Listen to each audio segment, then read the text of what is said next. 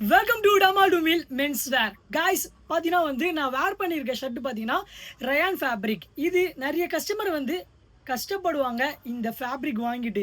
ஏன்னா இந்த ஃபேப்ரிக் ஷிங்கேஜ் ஆகிடுது, இது ரொம்ப டைட் ஆகிடுது, அதுக்கப்புறமா மேலே தூக்கிக்குது அப்படின்னு நிறைய கம்ப்ளைண்ட் இருக்குது.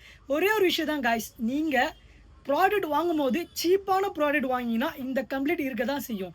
நம்மக்கிட்ட இது நான் வேர் பண்ணியிருக்க ஷர்ட்டு நம்ம குவாலிட்டியில் பார்த்தீங்கன்னா இது சைஸ் கட்டிங் பண்ணும்போது கொஞ்சம் சைஸ் எக்ஸ்ட்ரா கொடுத்து கட்டிங் பண்ணுவாங்க.